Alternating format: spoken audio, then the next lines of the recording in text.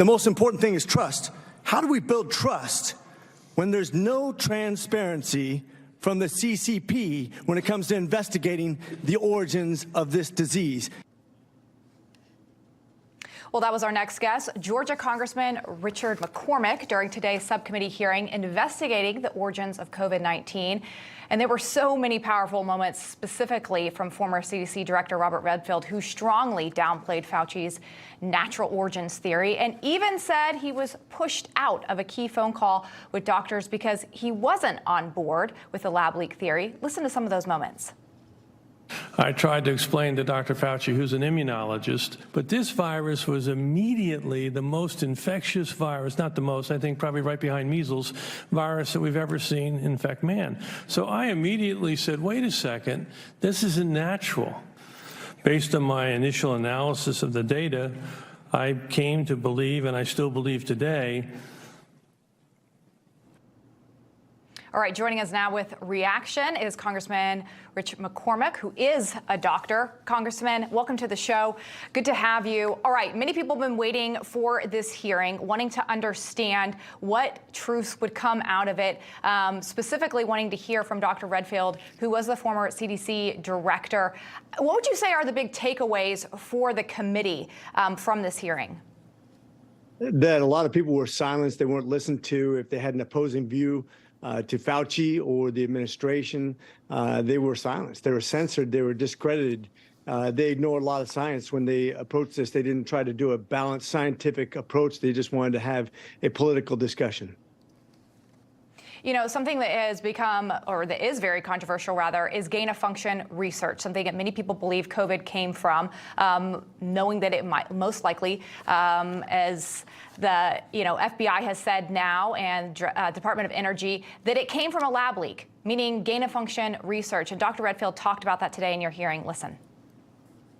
There's no doubt that NIH was funding gain-of-function research. Is it likely that American tax dollars funded the gain-of-function research that created this virus?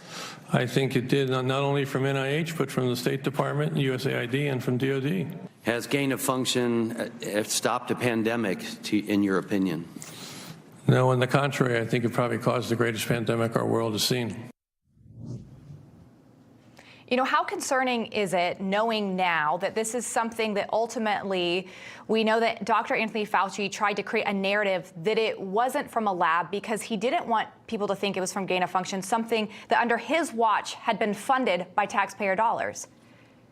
It's concerning that they continue to cling to this, that they continue to ignore the science, that they continue to say there isn't any evidence. There's plenty of evidence that there was gain of function. Matter of fact, the very thing that they predicted and asked to do is what happened. It's not hard to figure out, and yet they want to say it came from an animal, whether it be a bat or a dog. Yet, despite the Herculean efforts by the Chinese government to capture a wild animal with the same disease they say it came from, they can't produce one shred of evidence, yet they say that's the more likely cause. It's insane. It ultimately is insane. You know, Dr. Redfield pointed out something I thought was really fascinating. I want to play for our audience, because even if you don't like the science behind it, if you're someone who is not a lab leak theory, ideologist, then Dr. Redfield points out some of the crazy things that were happening at this lab in China. Listen. September of 2019, 3 things happened in that lab. One is they deleted the sequences.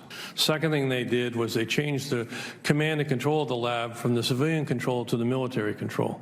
And the third things they did, which I think is really telling, is they let a contractor redo the ventilation system in that laboratory. I mean, just those 3 things in and of themselves, Congressman, are concerning and would make you think that we should have been looking at this much sooner. From your perspective, the fact that there was this one narrative that Dr. Fauci is pushing, how far did that put us behind? Because now we know that China most likely will never cooperate with us in helping us understand where this came from. And so how far does this set us behind in where we need to be with, not letting this happen again? Well, they talk about learning examples. They talk about accountability. They talk about science. They talk about all these things that they really have no interest in. That's what's frustrating, is if we want to solve this problem, we have to have the truth. We have to have accountability. We have to have transparency. None of that's forthcoming. As a matter of fact, quite frankly, I think Fauci and the administration want to ignore the science, ignore the facts, and not get to the bottom of this because they want to cover up their own mistakes and make this political, so we cannot learn from our own mistakes. And that's the most frustrating thing about this. Absolutely. It's not about the truth. It's not about the science. As you said, it's about covering their missteps. Only about 30 seconds left, but what is next for this committee? We'll continue to grab other people that are experts and people who hopefully will get Fauci in there. I want to have him account for his own things that he said, the things he written in his emails. We have a lot of information out there. We'll make sure we do have accountability and that we shouldn't just be passing up the opportunity to get to the bottom of this. If nobody gets punished, if nobody has accountability for what they've done, what have we really learned and how do we really heal and get prepared for the next challenge that we have in medicine? Absolutely. Congressman McCormick, Dr. McCormick, appreciate your time this evening. Thanks for being here. My pleasure.